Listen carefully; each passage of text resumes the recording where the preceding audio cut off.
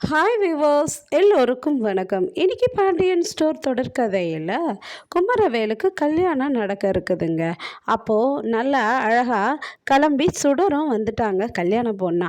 அவங்க அம்மா என்ன பேசுகிறாங்கன்னா, என்ன உங்கள் கல்யாணத்துக்கு ஏதோ 1000 பேராவது இருப்பாங்கன்னு நினச்சேன், ஒரு 100 பேர் கூட தாங்காது போல இருக்குது அப்படின்னு குமரவேல் அவங்க அப்பாட்ட கேட்குறாங்க.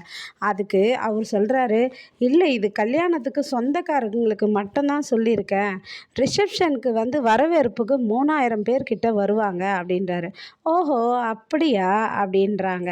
அதுக்கப்புறமா வந்து கதிர், கோமதி, ராஜி 3 பேரும் கல்யாணத்துக்கு வராங்க. அப்போது சக்திவேல் பார்த்துட்டு கேட்குறாரு, என்ன 3 பேர் தான் வந்திருக்கீங்க, மொத்த பேரும் காணோம் அப்படின்றாரு. அதுக்கு வந்து இல்லைண்ணே 3 பேர் தான் நாங்கள் வந்திருக்கோம், எதுக்கு அப்படின்னு சொல்லிட்டு சொல்கிறாங்க. அதாவது பத்திரிக்கை வச்சோம், கடமைக்குன்னு வந்தீங்களா அப்படின்ட்டு கேட்குறாரு. சரின்ட்டு எதுக்கு நான் இப்போ அந்த பேச்செல்லாம் 3 பேர் வந்திருக்கோம் அப்படின்னு சொல்லிட்டு போகிறாங்க. அதுக்கப்புறமா வந்து கோமதி வந்து மயிலை பார்க்குறாங்க. மயிலை பார்த்துட்டு, மயில் நீ எப்படிம்மா இருக்க, உடம்புலாம் நல்லா இருக்கா, ஹாஸ்பிட்டலுக்கு போறியான்னு கேட்குறாங்க. ஹாஸ்பிட்டலுக்கெலாம் போகிறேன் அப்படின்றாங்க. இந்த நேரத்தில் நீ வந்து வேலைக்கு போகிறது உனக்கு சிரமமாக இல்லையா, கஷ்டமாக இருக்காமான்னு கேட்குறாங்க. அதெல்லாம் இல்லை, கஷ்டம்லாம் இல்லை அப்படின்னு சொல்லிட்டு மயிலும் சொல்கிறாங்க.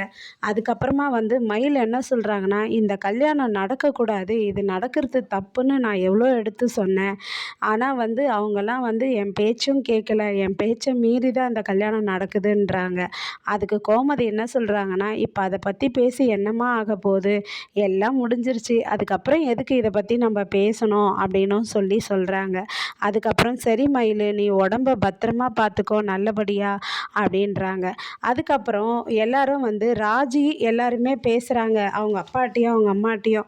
வடிவு வந்து ராஜியை வந்து, ராஜி நீ ரொம்ப அழகாக இருக்க அப்படின்னு கட்டி பிடிச்சி ஒரு முத்தம் கொடுக்குறாங்க. ஏம்மா வேறு யாரும் வரலையா குடும்பத்தில், நீங்கள் மட்டும் தான் வந்திருக்கீங்களான்னு காந்திமதி கேட்கும்போது கோமதி என்ன சொல்கிறாங்கன்னா, அதாவது நீங்கள் வேறு குடும்பத்தில் பொண்ணு எடுத்திருந்தா எல்லாருமே வந்திருப்போம், இங்கே எடுத்ததுனால என்ன பண்ணுறதுமா, அதனால் நாங்கள் தான் வந்தோம் அப்படின்றாங்க. புரியுதுமா, நாங்கள் எவ்வளவோ சக்திவேல் கிட்ட சொன்னோம், அவன் கேட்கவே இல்லை, அதனால் அவன் இஷ்டத்துக்கு அவன் வழிக்கே நாங்கள் போயிட்டோம் அப்படின்னு சொல்கிறாரு கோமதியோடைய அண்ணன். அதுக்கப்புறம் ராஜியும் வந்து கல்யாண மேடையில் மேலே போகிறாங்க. ராஜி இங்கே வாமா அப்படின்னு கூப்பிடுறாங்க.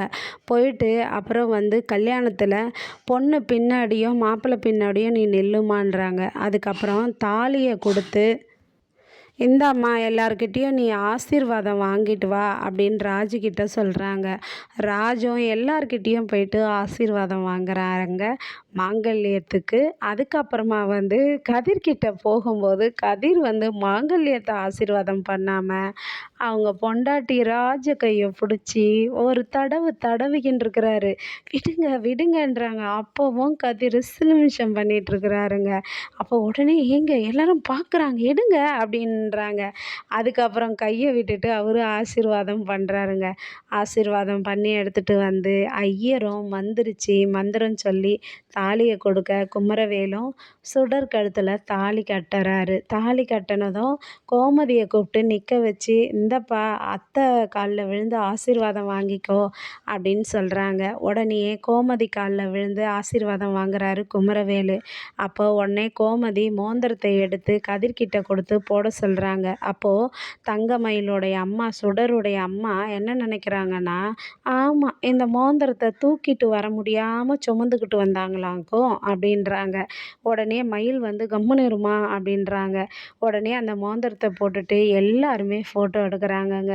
நாளைக்கு குமரவேல் சுடருனுடைய வாழ்க்கை தொடக்கத்தை பார்க்க காத்திருப்போம். நன்றி, பாய்.